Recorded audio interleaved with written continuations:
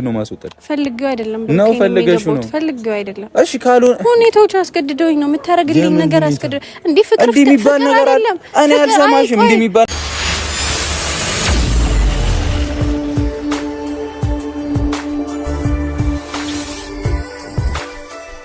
ዛሬ እንግዲህ በሁለት ጉዳይ መጥቻለሁ ማለት ነው። አንደኛ በብሩክ በሚፍታህ እና በሙቢ ሲቀጥል ደግሞ አብሳላት ዛሬ ብሩክን አግኝተዋለች። ብሩክም እንግዲህ የመጨረሻ መልስ ሰጥቷታል ማለት ነው። በትናንትና በተለቀቀው ቪዲዮ እና ሙቢ እንግዲህ አስተያየት ሰጥተው ለዚህም ጥያቄ ደግሞ ቡራ መልስ ሰጥቷል። ስለዚህ ቡራ ትናንት በተሰራው ቪዲዮ እና ዛሬ ለአብሳላት በሰጠው መልስ ማብራሪያ ለመስጠት ነው የመጣሁት።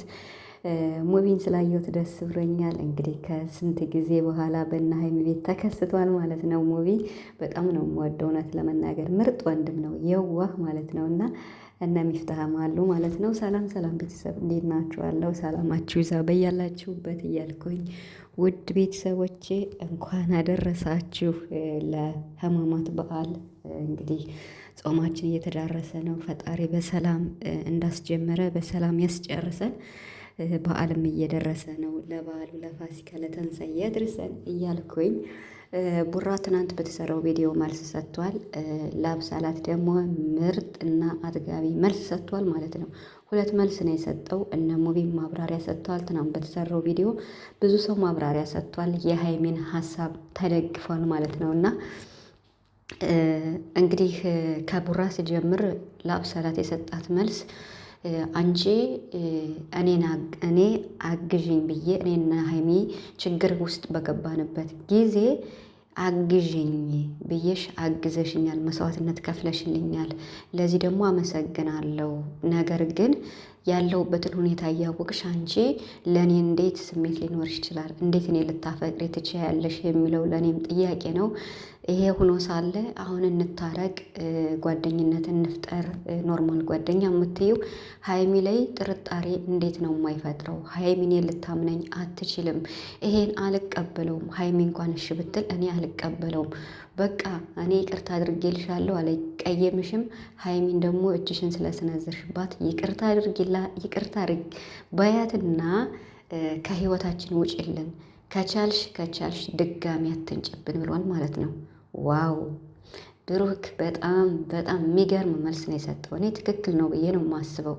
ማለት አፈቀርኩኝ ያለች ልጅ አሁን እንደገና ወደ ጓደኝነት ለመቀየር ወይም እዚህ ስሜት እንደከተትከኝ እዚህ ስሜት እንደወጣ አድርገኝ፣ የጊዜ ጉዳይ ነው እያለች ነው። ስቲል ታፈቅረዋለች ማለት ነው። እና መጨረሻ ላይም ጥሏት ሲሄድ እንግዲህ እንደማልቀስም እያለች ነበረ። ከባድ ነው።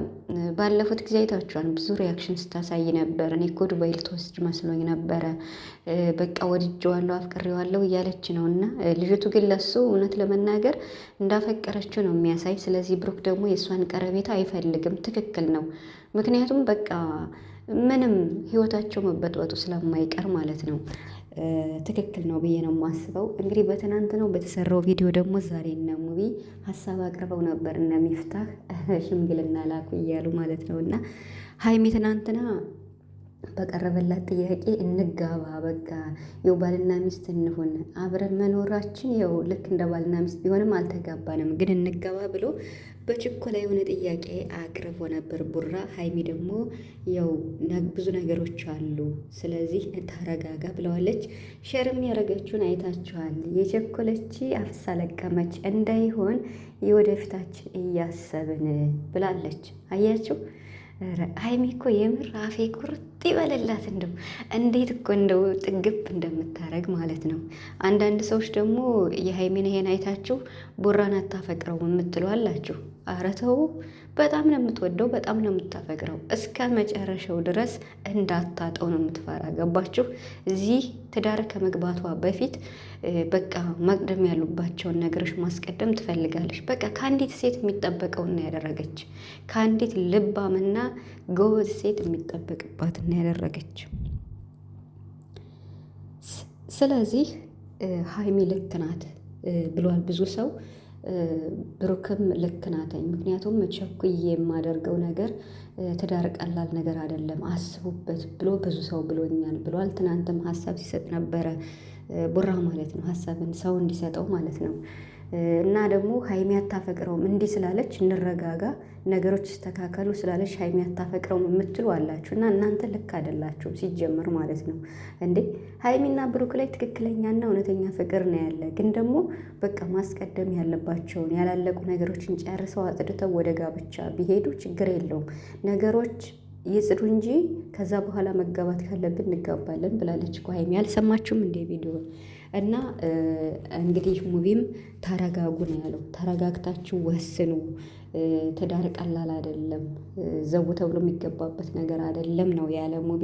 ሚፍታ ደግሞ ምን ቀረህ ቀንድ ልታወጣ ነው እዚህ በላይ እንዴ እያለ ነበር ሚፍታ በነገራችን ላይ ቀልደኛ ነው። ቁም ነገርም አለ ቀልድም አለ። ሙቪ ደግሞ እውነቱን ተናግሯል። ተረጋግታችሁ አስቡ ነው ያለ። ስለዚህ ሀይሚና ብሩክ ረጋ ብላችሁ አስቡበት። መቅደም ያሉበትን ነገር አስቀድሙ። በችኮላ አትወስኑ። ቡራም ቢሆን ማለት ነው። በቃ ሀይሚ የብሩክ ናት፣ ብሩክ ደግሞ የሀይሚ ነው። አለቀ። የትም ማንም የሚነጣጥላችሁ